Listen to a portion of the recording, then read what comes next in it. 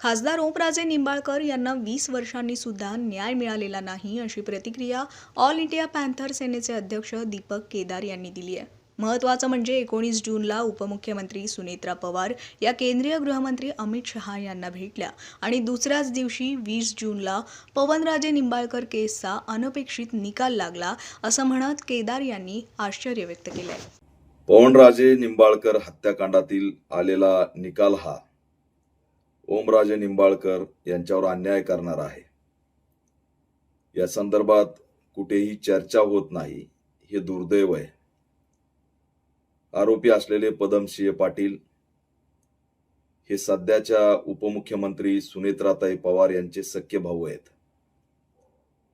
CBI कोर्टामध्ये चालू असलेली ही केस आणि सीबीआय कोर्टाने दिलेला हा निकाल, केंद्र सरकारचा कशा पद्धतीने कोर्टावरती अंकुश राहिलेला आहे हे सगळं देशाला माहिती आहे.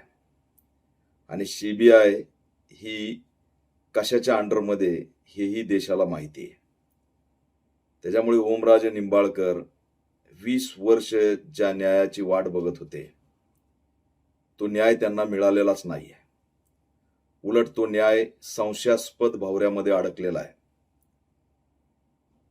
राज्याच्या उपमुख्यमंत्री सुनेत्राताई पवार ह्या 19 जून 2026 ला अमित शहाला भेटलेल्या आहेत. अमित शहा यांना भेटल्यानंतर 20 जूनला पवनराजे निंबाळकर यांचा निकाल येतो आणि राज्याने कधी हा विचार केला नव्हता असा निकाल सीबीआय कोर्ट देतं की पदमसिंह पाटील सहित आरोपी निर्दोष सुटलेत. ते निर्दोष आहेत. टायगर ऑपरेशनची भनक सगळ्यांना लागली होती आणि ओमराजे निंबाळकर या टायगर ऑपरेशन मध्ये सहभागी होण्यासाठी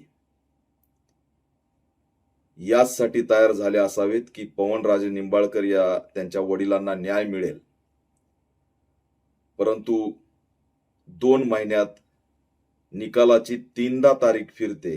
किती गंभीर आहे की या प्रकरणातील निकालाची तारीख संशयास्पदपणे 2 महिन्यात 3दा जाहीर झाली.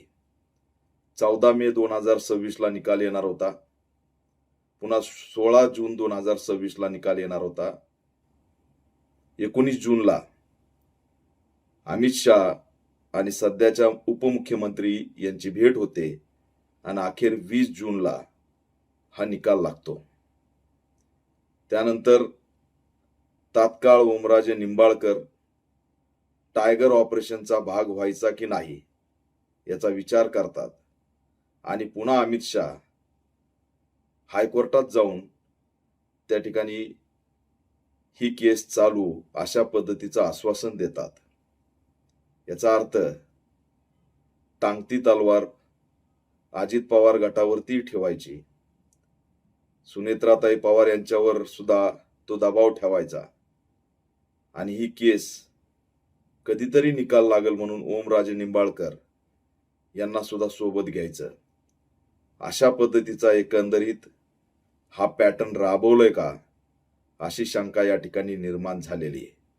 त्याच्यामुळे पवनराजे निंबाळकर यांची राजकीय कट कारस्थानातून झाली हे कोर्टाने मान्य केलंय, झाली हेही मान्य केलंय. परंतु पुराव्याअभावीमुळे आरोपी निर्दोष सुटतायत असं जाहीर केलंय. शेवटी राजकीय हत्या ही राजकीय कट कारस्थानातच न्यायात सुद्धा प्रलंबित राहिली. हेच पवनराजे निंबाळकर यांच्या न्यायाच्या लढ्यातील एक विश्लेषण आहे. शेवटी ओमराजे निंबाळकर 20 वर्ष या न्यायाची प्रतीक्षा करत होते. त्यांना हा न्याय मिळालेला नाही, हेच असणार याच्यामध्ये सत्य आहे.